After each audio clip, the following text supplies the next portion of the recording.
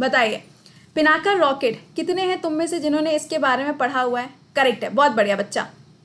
सुनो, इंडिया ने successfully test किया है पिनाका रॉकेट को, और ये जो पिनाका रॉकेट है इसकी रेंज आप देख सकते हो 45 किलोमीटर्स तक है। तो आइए जरा इसके बारे में पूरी इंफॉर्मेशन आपको बताते हैं। एग्जैक्टली मेरा भी सवाल यही था तेजस, जो तुम्हारा क्वेश्चन है मेरा क्वेश्चन भी सेम था कि जापान के अंदर तो इकोनॉमिक क्राइसिस चल रहा था, जापान की तो हालत ऐसी हुई पड़ी हुई थी कि वहां रिसेशन आने वाला था, तो ये पैसा दे कहां से रहे? Good question. अब समझो, ये कोई और तुमको बताएगा? नहीं बताएगा। जिनको ऐसा लगता है कि भैया हिंदी में पढ़ के काम चल जाएगा, तो भैया देखो हिंदी और इंग्लिश लैंग्वेज से कोई फर्क नहीं पड़ता।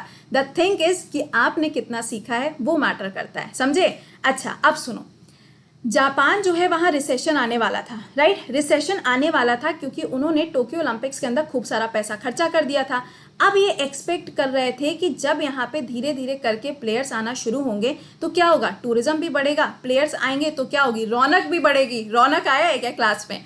और ये जो सारी चीज़ें इन्होंने सोची हुई थी, अभी फिलहाल ये सारी चीज़ें काम करना शुरू कर चुकी हैं। आप कहेंगे तो मैम इतनी जल्दी तब भी पैसा नहीं आएगा, बिल्कुल सही बात है, लेकिन इनके पास में जो पैसा पहले से स्टोर करके इन्होंने रखा हुआ था, इनका एक इमरजेंसी फंड, जैसे हमारे यहाँ पे होता है ना कंटिजेंसी फंड है, कंसोलिडेटेड फंड है, उसी तरीके से इनका भी अपना एक फंड है जिसके अंदर इन्होंने क्या किया हुआ था, पैसे को रखा हुआ था, जिसका नाम था Japan's emergency grant aid services. इसमें से पैसा निकाल के इन्होंने दिया है। और इवन जापान ने ये भी कहा है कि जो यूनिसेफ है, यूनिसेफ भी यहाँ पे थोड़ा सा अगर डोनेशन कर दे तो इंडिया को और भी ज़्यादा बेहतर तरीके से सारी चीज़ें मिल जाएंगी। समझ में आ गया?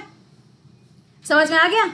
समझ गए? चलो अच्छा, तो ये तो बात हो गई इसके बारे में। आई होप कि इस पॉइंट को आप समझ गए होंगे, ठीक है? अच्छा अब देखते हैं किसके बारे में, पिनाका रॉकेट के बारे में। देखो दो स्टेटमेंट लिखे हैं, देखते हैं यहाँ पे की पॉइंट। मेरी वॉच का है, चलो पढ़ो, कितना ध्यान रहता है, मैं वॉच का है। सुनो अच्छा, सबसे पहला स्टेटमेंट लिखा हुआ है कि मल्टी बैरल रॉकेट है। मल्टी बैरल रॉकेट समझते हो, यानी कि एक बार में क्या हो जाएगा, बड़े सारे जो रॉकेट हैं वो यहाँ पे क्या किए जा सकते हैं, दागे जा सकते हैं। और अगर आप देखो तो यहाँ पे 44 सेकेंड्स में कितने रॉकेट जो हैं वो यहाँ पे छोड़े जा सकते हैं, तो करीबन 12 रॉकेट यहाँ पे छोड़े जा सकते हैं। बिल्कुल सही लिखा हुआ है। दूसरा स्टेटमेंट लिखा है, दूसरा लिखा है कि ये जो यहाँ पे पिनाका रॉकेट है इसको डेवलप किया गया है HAL के द्वारा, यानी कि हिंदुस्तान एरोनॉटिकल्स लिमिटेड के द्वारा।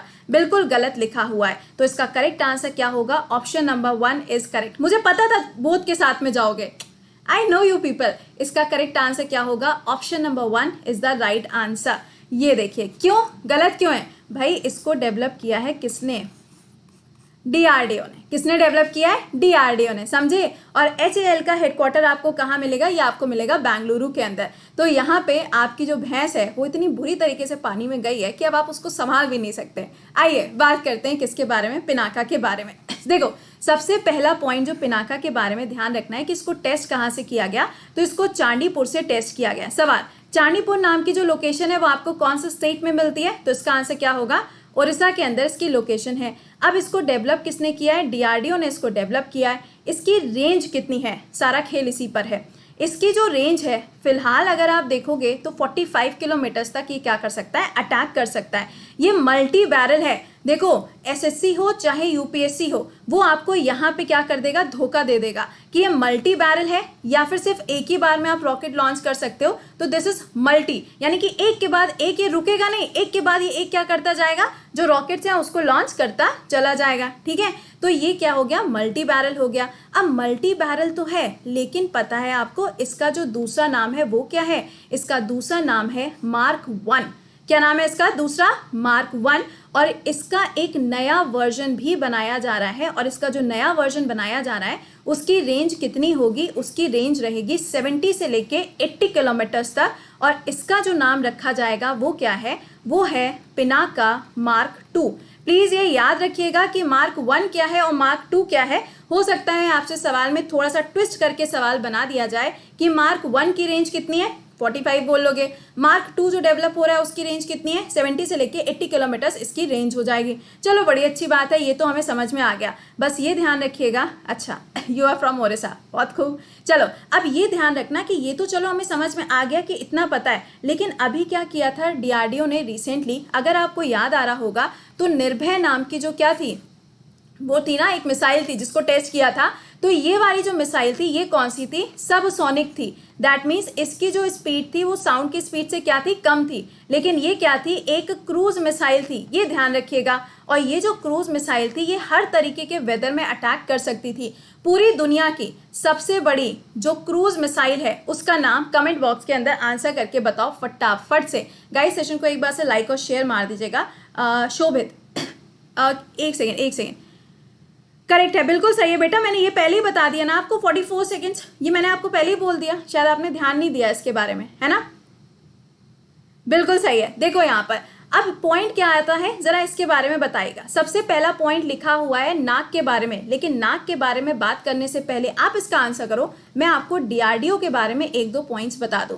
डीआरडीओ का फुल फॉर्म क्या है, ये है Defence Research and Development Organisation, जिसका मुख्यालय कहाँ पर है, दिल्ली के अंदर है। ये कौन सी मिनिस्ट्री के अंदर आता है, तो ये कौन सी मिनिस्ट्री हो जाएगी, ये हो जाएगा मिनिस्ट्री ऑफ डिफेंस, यानी कि रक्षा मंत्रालय के अंदर आता है। इसको बनाया कब गया था, तो 1 जनवरी 1958 को बनाया गया था। और इसके हेड कौन हो जाएंगे, सतीश रेड्डी जी प्रेजेंट टाइम पे इसके हेड हैं, जिनको मिसाइल अवार्ड से भी नवाजा गया था यूएसए के द्वारा। मिसाइल मैन ऑफ इंडिया कौन हो जाएंगे, तो आंसर बनेगा एपीजे अब्दुल कलाम जी। और अगर विमेन पूछी जाएंगी तो टेसी थॉमस हो जाएंगी। सवाल पूछा जा रहा है नाक के बारे में, इसमें से कौन सा करेक्ट स्टेटमेंट है, तो इसका करेक्ट आंसर क्या हो जाएगा, एंटी टैंक गाइडेड मिसाइल है, करेक्ट है। इसकी जो रेंज है वो मैक्सिमम 20 किलोमीटर तक है, करेक्ट है। और ये 3rd जनरेशन है, यानी कि ये भी फायर एंड फॉरगेट की कैटेगरी के अंदर आती है। और इसी का हेलीकॉप्टर वर्जन जो है उसका नाम क्या है, उसका नाम है हेलेना।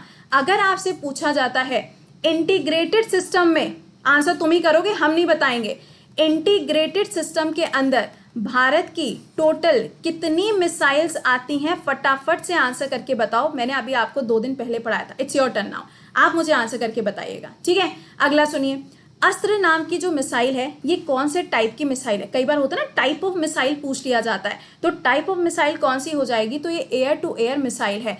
कई बार सवाल ऐसे भी पूछ लेते हैं कि अच्छा ये बताओ कि साइंस डे कब मनाते हैं, है ना। सवाल वैसे बहुत ज़्यादा घिसा पिटा हो चुका है, कई बार ये पूछ चुके हैं, तो ये ध्यान रखिएगा कि 28 फेब को मनाते हैं। लेकिन अगर आपसे टेक्नोलॉजी डे पूछा जाएगा तो ये कब होता है, ये 11 मई को सेलिब्रेट किया जाता है। और जो पटना, बिल्कुल सही। अगर आपसे इंटीग्रेटेड सिस्टम पूछा जाएगा तो क्या बोलोगे, पटना बोलोगे। पटना का मतलब क्या है, पृथ्वी, अग्नि, त्रिशूल, नाग एंड लास्ट कौन सी हो जाएगी, आकाश। ये पांचों के पांचों नाम आपको क्या करने, रट्टा मार के रखने। अगला बताओ, आकाश मिसाइल जो है इसकी जो रेंज है वो रेंज कितनी है। देखो यहाँ पे क्या है, वैसे तो आप देखोगे तो 25 है, लेकिन कई बार अगर आप देखेंगे तो इसको मैक्सिमम कहाँ तक पहुँचाया जा सकता है, 35 किलोमीटर तक भी पहुँचाया जा सकता है। ऑप्शन में आपको दोनों में से कुछ भी दिया होगा, आप मार्क करके चले आओगे। वैसे अगर आप देखो तो 25 किलोमीटर ही आपको ऑप्शन में हमेशा आता है, ठीक है। चलिए अगला बताओ, शौर्य मिसाइल, इसकी जो रेंज है वो कितनी है, तो 750 किलोमीटर्स है। और सबसे ज़्यादा खतरनाक अगर क्रूज मिसाइल पूछी जाएगी तो ये कौन सी हो जाएगी, ब्रह्मोस। सवाल, इंडिया जो है वो ब्रह्मोस मिसाइल की टेक्नोलॉजी कौन सी कंट्री को देने वाला है, आंसर करके बताइए। पेड बैच जो है ये स्टार्ट होने जा रहा है नया वाला 30 तारीख से, और मेरा जो साइंस का बैच है वो आज से स्टार्ट हो जाएगा। तो अगर अभी तक ज्वाइन नहीं किया है ज्वाइन कर लीजिएगा। एसएससी हो या फिर आप किसी भी एग्जाम की तैयारी करना चाहते हो, आप इस बैच को ज्वाइन कर सकते हो किसी भी एग्जाम के लिए, क्योंकि यहाँ पे बिल्कुल बेसिक से आपको पढ़ाया जाता है। और कोड क्या लगेगा, कोड विल बी कृति 10, ठीक है। और कई बार ऐसा होता है कि क्लास का टाइम 8:05 8:10 तक खिंच जाता है, क्योंकि यार देखो कंटेंट की बात है। अब या तो मैं जीके का क्लास अलग लूँ, करंट अफेयर्स अलग लूँ, ऐसा तो हो नहीं सकता। तो एक ही क्लास में अगर आपको इतनी सारी चीज़ें मिल रही हैं तो क्या बुराई है भाई, हाँ ठीक है। और बाकी अपने लोगों का टेस्ट होता है हर संडे को, तो अभी आपसे मुलाकात करेंगे कितने बजे, 10:30 बजे आपसे मुलाकात करेंगे। टिल देन खुश रहिए, मुस्कुराते रहिए, और क्लास की जो PDF है वो आपको मिल जाएगी टेलीग्राम से। सेशन को एक बार से लाइक और शेयर ज़रूर कर दीजिएगा।